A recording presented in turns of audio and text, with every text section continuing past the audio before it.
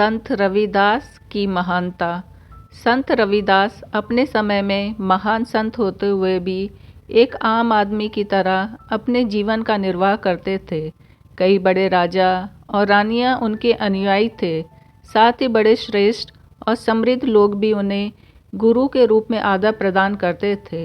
किंतु संत किसी भी प्रकार के प्रलोभन से बहुत दूर थे।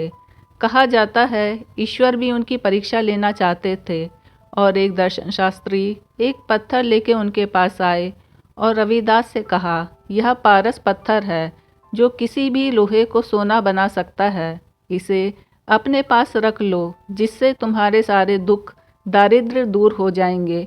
किंतु संत ने उसे स्वीकार करने से बिल्कुल मना कर दिया।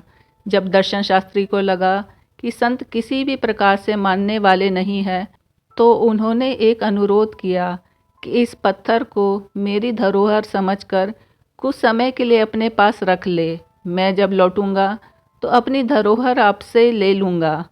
कई वर्षों के बाद लौटने पर उन्होंने देखा कि वह पत्थर उसी स्थान पर रखा है जहाँ वह रख के गया था। वह कीमती पत्थर लेकर दर्शन शास्त्री वहाँ से अंतर्ध्यान हो गया। यही बात वह अपने अनुयायियों से भी कहते थे कि धन के लिए कभी लालची मत बनो। कड़ी मेहनत और ईमानदारी ही तुम्हारी सफलता का मार्ग प्रशस्त करेगी। इस प्रकार से इस ईश्वरीय परीक्षा में संत रविदास सफल ही नहीं हुए, बल्कि ऐसा लगता था कि स्वयं ईश्वर ही उनमें समाहित हो गए हों। ईश्वर के प्रति उनकी अगाध श्रद्धा और भक्ति के फलस्वरूप समाज के हर वर्ग के लोग उनके भक्त बन गए। एक बार एक धनी सेठ उनका प्रवचन सुन रहे थे।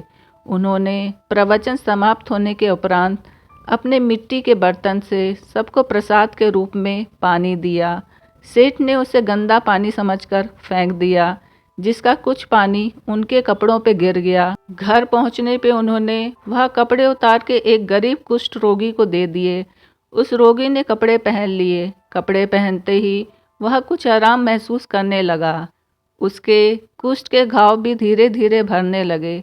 कुछ समय के बाद वह बिल्कुल ठीक हो गया। वह तो ठीक हो गया, किंतु वह रोग उस धनी सेठ को लग गया। काफ़ी उपचार के बाद भी सेठ का रोग ठीक नहीं हुआ। अब उसको अपनी गलती का एहसास होने लगा। हार मानकर वह संत रविदास के पास गया, उनसे माफ़ी मांगने लगा। संत रविदास ने उसे वह पवित्र जल दिया, जिसके सेवन से वह भी शीघ्र ठीक हो गया। यह है ईश्वरीय चमत्कार।